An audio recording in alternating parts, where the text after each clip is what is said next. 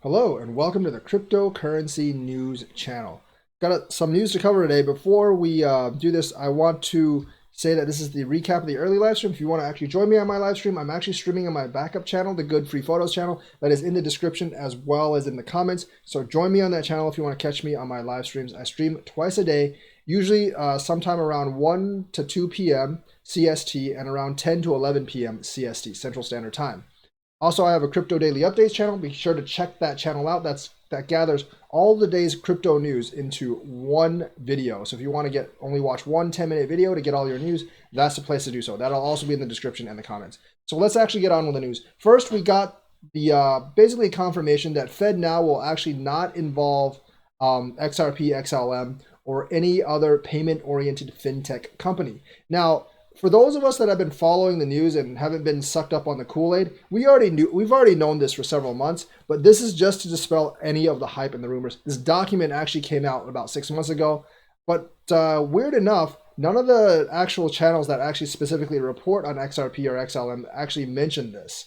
Galvatron actually posted this on his Twitter, and it says, notably, the board intends to limit access to Fednow to types of financial institutions that are currently eligible to establish a master account at the Federal Reserve Bank to access Federal Reserve payment services that include wire transfer services through Fedwire.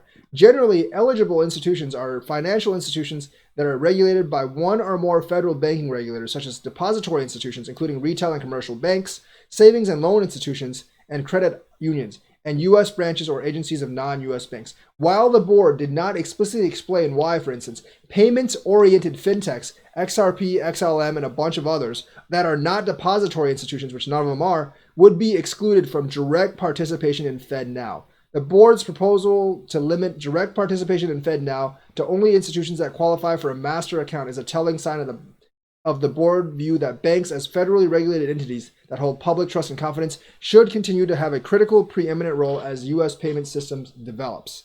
So that is the thing with Ripple and XRP and XLM and all that stuff. But the thing is, that's not really surprising to any of us. It does not change my view that XRP will probably be fairly successful long term in the future.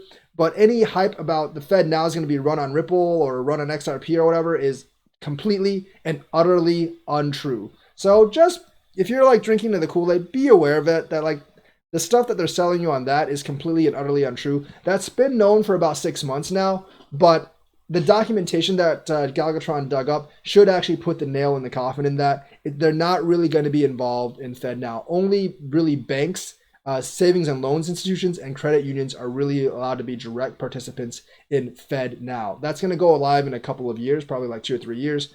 But XRP, XLM, and all the other fintechs are not going to be really a part of that. So that's the news there. The second piece of news is Gemini is actually adding 4 new coins. They're adding Bakkt, which I've already talked about, Chainlink, which we just talked about in the last video, but they're also adding Orchid and Dai. I'm not really sure why Orchid's being added to a lot of these exchanges. Maybe they've just gone through all the compliance issues. I mean, I think Orchid actually might pump because of this and harder than the other coins because it's a much smaller coin. But because we know that Dai is not going to pump, because Dai is always going to be $1. Well, it should be $1. Orchid's a much smaller coin, so it could actually pump more because of the Gemini listing. But Orchid's long-term potential, I just don't really see it all that much, honestly, because it's essentially a VPN service. It's a decentralized VPN service, and the market's fairly large, but I don't think it's nearly as large as some of the other coins. So Gemini is adding 4 coins. Once again, Chainlink, Bakkt, Dai, and Orchid right now. That's what they're adding. It seems like Gemini is expanding its coin database, which is actually very good because we need other choices besides Binance.us and Coinbase in the United States. Hopefully Gemini can service New York, California, Florida, Texas, etc. as well, that some of the other exchanges in the US do not actually service. The third thing I want to talk about is this the former Bakkt CEO, who is now a senator, is going to liquidate all her holdings after insider trading allegations. Now, she's saying she's doing it because the issue isn't worth the distraction, but I think she also delayed her financial disclosure after swearing into the Senate. That it looks like a little bit of a cover-up to me, honestly. So I don't really trust this either way.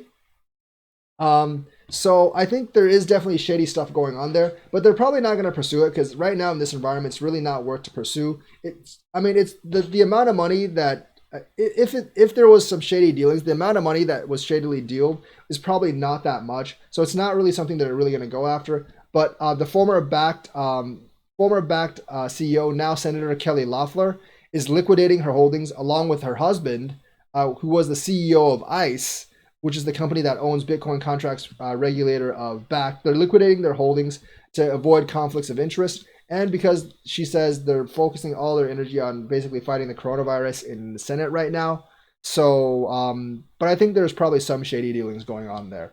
But probably nothing too big. Otherwise, it would have blown up by now. So that is the news for today. Let me know what you think. Like and subscribe and hit that bell notifications button. Thank you and have a nice day.